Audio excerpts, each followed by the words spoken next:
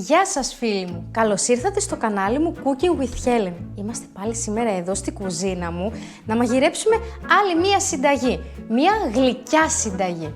Σας είχα δείξει πριν 2 συνταγές όταν φτιάξαμε το κέικ με κάστανα, μια μεγάλη κολοκύθα που είχα εδώ, που μου την είχε δώσει ο θείος μου. Αυτή την κολοκύθα θα φτιάξουμε σήμερα. Κάπου εδώ πάνω θα σας δείξω κιόλας που την έκοψε ο σύζυγός μου εχθές, γιατί εγώ εδώ μπορεί να σφαζόμουν κιόλας, ήταν πάρα πολύ σκληρή η κολοκύθα. Μπορεί εξωτερικά να φαινόταν, δεν ήταν πολύ κίτρινο πορτοκαλί, αλλά όταν παιδιά την κόψαμε ήταν πορτοκαλί φουλ, ήταν πάρα πολύ καλή. Ήταν πολύ ωραία κολοκύθα. Ο σύζυγός μου ζορίστηκε κιόλας, την έκοψε, την έκανε σε κομμάτια. Κοιτάξτε να δείτε, την καθαρίσαμε κιόλας γύρω-γύρω. Βγήκανε όλα αυτά, τα οποία τα έβαλα εγώ στην κατάψυξη και αυτά τα οποία θα μαγειρέψουμε σήμερα. Θα φτιάξουμε μια γλυκιά συνταγή με κολοκύθα. Τα έχω βράσει εγώ, τα καθάρισα εξωτερικά, τα έβρασα και είναι έτοιμα τώρα να φτιάξουμε σπιτικά κολοκυθοπιτάκια με κίτρινη κολοκύθα με φύλλα κρούστας. Πάμε να φτιάξουμε γρήγορα τη συνταγή μας. Σας είπα κιόλας εδώ να τα βάλω αυτά στην άκρη. Λοιπόν, βάζουμε την κολοκύθα εδώ. Παίρνουμε ένα μπολάκι, τα έχω βράσει και τώρα με το πιρούνι θα τα κάνουμε, θα τα λιώσουμε, έτσι. Δεν θέλουμε τελείως πουρές να γίνει, γι' αυτό δεν τα βάζω και στο μίξερ. Έτσι, είναι πολύ εύκολα. Επειδή έχουν βράσει, λιώνουν πολύ εύκολα.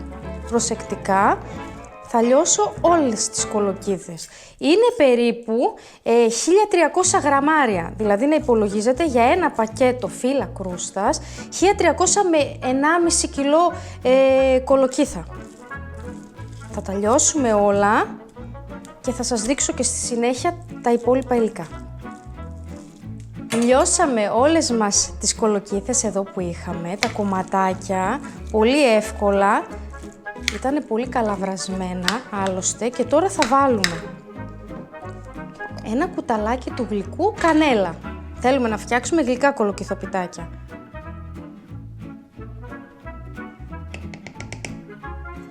«100 γραμμάρια σταφίδες. Τις έχω κόψει κιόλας, δεν τις έχω αφήσει ολόκληρες. Όσο μπόρεσα τις έκοψα πιο μικρά κομματάκια. Τις βάζουμε μέσα. 150 γραμμάρια καρύδια χοντροκομμένα. Και αυτά τα έχω κόψει σε κομματάκια. Δεν θα τα βάλουμε ολόκληρα. Τα ρίχνουμε και αυτά μέσα. 200 γραμμάρια ζάχαρη. Μαύρη ζάχαρη εγώ βάζω στα γλυκά. Βάλτε ό,τι ζάχαρη θέλετε.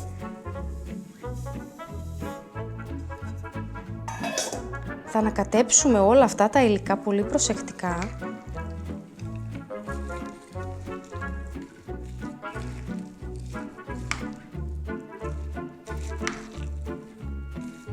Η γέμιση μυρίζει πάρα πολύ ωραία. Ήδη από τώρα μυρίζει πολύ ωραία και η κολοκύθα μας φαίνεται πάρα πολύ καλή. Έχουμε ανακατέψει τη γέμιση. Τώρα, ανάλογα με τα υγρά που έχει βγάλει η κολοκύθα, δηλαδή εμένα συγκεκριμένα δεν έχει βγάλει ακόμα υγρά. Τώρα που έβαλα βέβαια τη ζάχαρη, μπορεί και να μου βγάλει λίγα υγρά μέχρι να βάλω και τα φύλλα κρούστας να τα φτιάξω. Θα έχετε δίπλα τη φρυγανιά. Ή φρυγανιά ή σιμιγδάλι. Θα δείτε, ανάλογα με τα υγρά που έχει βγάλει, θα βάλετε λίγη φρυγανιά ή λίγο σιμιγδάλι. Εγώ μέχρι στιγμής δεν βλέπω να έχει υγρά. Αν δω ότι βγάζει, θα βάλω και λίγη φρυγανιά. Θα το ανακατέψω, να ρουφήξει τα υγρά, γιατί δεν θέλουμε τα κολοκυθοπιτάκια μας να έχουν πολύ υγρασία μέσα, γιατί θα τα τυλίξουμε στο φύλλο κρούστας να μπορέσουν να ξεροψηθούν, να γίνουν ωραία. Πάμε να ετοιμάσουμε τα φύλλα κρούστας. Είμαστε έτοιμοι. Έχουμε πάρει τα φύλλα κρούστας. Έχουμε βούτυρο λιωμένο και τη γέμισή μας. Ένα ταψάκι με αντικολλητικό χαρτί και αυτό το εργαλείο το οποίο θα κόψουμε το φύλλο κρούστας. Θέλουμε κάθε ένα φύλλο σε 4 λωρίδες.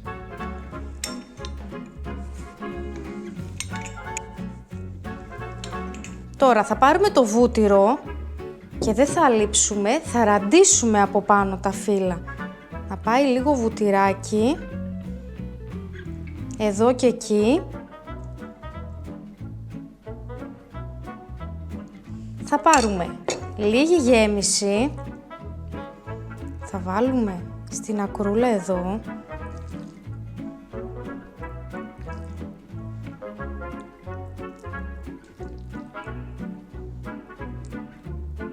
και θα φτιάξουμε τριγωνάκια.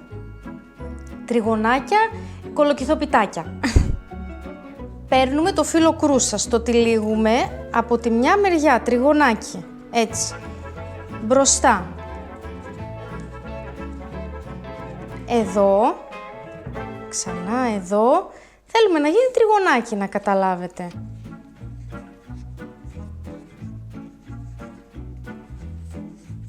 Και ό,τι περισσεύει, εδώ, κόψτε το. Κοιτάξτε. Είναι τριγωνάκι. Το βάζουμε στο ταψί. Πάμε να κάνουμε άλλο.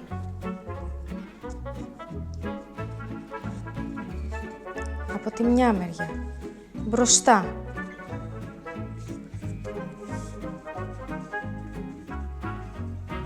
Και ό,τι περισσεύει, κόψτε το.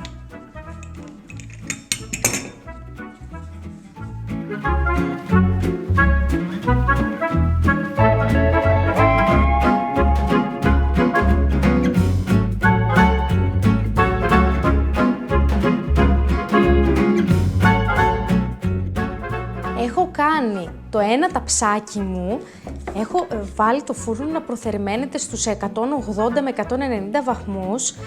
Θα ταψίσουμε για 40 λεπτάκια, 40 με 45 λεπτάκια να ψηθεί το φύλλο κρούστας, να πάρει πολύ ωραίο χρώμα. Θα βάλω το ένα το ταψάκι ήδη στο φούρνο να ψήνεται για να φτιάξω και τα υπόλοιπα να είναι έτοιμα. Έχω χτυπήσει 2 κρόκους αυγών με λίγο γάλα. Θα λείψουμε τα πιτάκια μας από πάνω, το κάθε ένα, ώστε να πάρει και ένα ωραίο χρώμα, να ροδοκοκκινήσουνε και θα τα βάλουμε να ψηθούν. Είναι έτοιμο το πρώτο μας ταψάκι, πάμε να το ψήσουμε για 40 με 45 λεπτάκια. Θα ετοιμάσω και το δεύτερο, θα το ψήσω και εκείνο και θα είμαστε εδώ για να τα δοκιμάσουμε.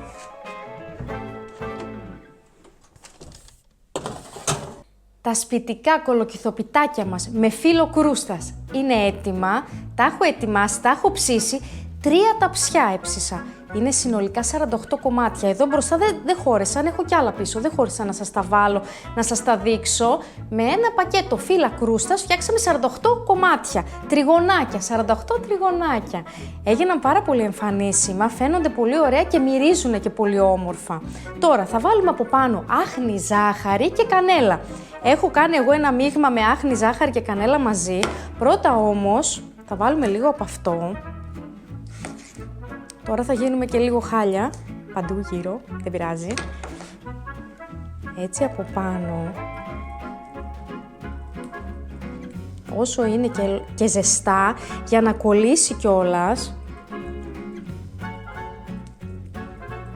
Πω ρε παιδιά, τι σας έχω πάλι, δηλαδή, τι όμορφα που γίνονται. Σας έχω και εδώ ντεκόρ κολοκύθα, ψεύτικη βέβαια αυτή, για να τη βλέπετε. Θέλω να τα δοκιμάσω, Θα τα βάλω εδώ στην ακρούλα, χωρίς να τα χαλάσω. Τώρα εδώ είναι ο πάγκος μου λίγο βρώμικος, μην παρεξηγηθείτε. Θα πάρω ένα, από εδώ να μην μου πέσουν κιόλας. Θα βάλω λίγη ακόμα άχνη. Αχ, μυρίζουν και ωραία. Λοιπόν, ακούτε? Ακούτε τι ξεροψημένα που είναι? Κοιτάξτε μέσα πώς είναι. Και καρύδα, και καρύδια, και καρύδια, και σταφίδες.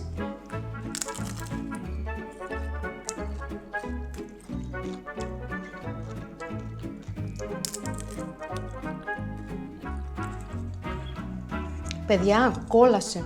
Μόνο αυτό σας λέω. Η ζάχαρη είναι πολύ καλή μέσα και οι σταφίδες είναι πολύ γλυκές. Βάλαμε και την άχνη ζάχαρη από πάνω. Είναι μια χαρά, είναι τέλεια.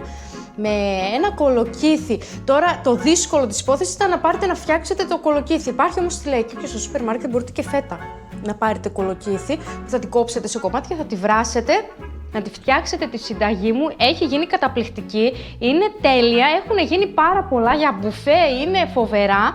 Τώρα που έχει και πολλές κολοκύθες και είναι και η εποχή τους.